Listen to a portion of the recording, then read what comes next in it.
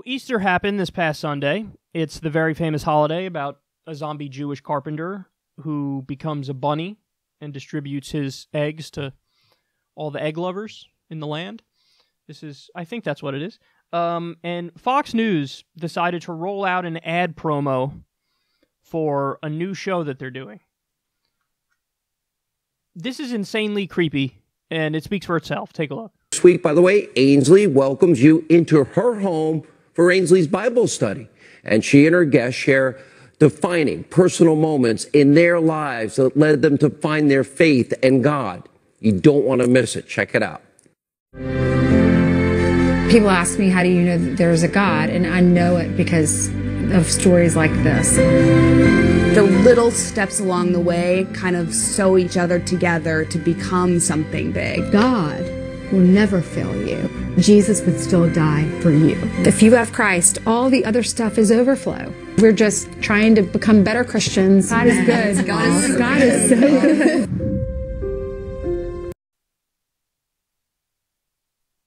I don't know if I feel bad for them or if I'm just creeped out by it. I don't know which emotion is stronger. Because I do partially feel bad for them, because you don't do shit like that unless you have serious, issues. But it's also just creepy. Just take out any reference to God, take it out and put in Allah. And any reference to Jesus, take it out and put in Muhammad. And then ask yourself what the reaction would be from the majority of Americans in that situation. Fox News shows a group of, Middle Eastern women sitting around talking about their love for Allah and Muhammad. Everybody would be scared in the U.S. It'd be like, whoa, that's fucking creepy as fuck. But they eat this shit up when it's, well, to be fair, it's only maybe half the country, the conservatives, and maybe even not all the conservatives, only maybe a percentage of the conservatives would look at this and go, yep, that looks good and wholesome. But I know for sure, I look at that and I'm like, whoa, creepy as a motherfucker. And then the other thing is, take out God, references to God, and put in Xenu, and see how you would feel about that segment. I think it would almost be a universal reaction in that situation where people would be like, so we all agree that they need Thorazine and Seroquel, right? We all agree that they need antipsychotic medication. We're all in agreement. That's obvious, correct? Are we right about that? Yeah. I think they do need that.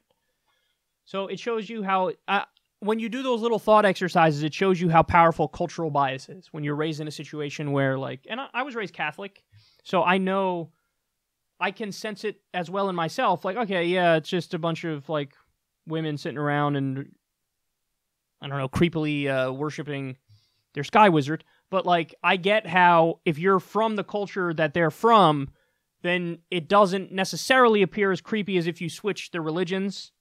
Or if you, switch, also you go by size of religion. The smaller the religion, the more likely you are to look at it and say they need literal medical help. But that's how strong cultural bias is. But when it's pointed out to you, a lot of people can digest it and go, oh wow, that's a good point. So this is what they're putting. This is supposed to be a news channel, bro. News. You're gonna take your news from this fucking crazy network? Wow, it's just so hard to imagine. I mean, that's Pat Robertson level shit, dog. That's just next level. We're making this up and we're fucking worshiping Jigglypuff in space, and get used to it. I'll never get used to that.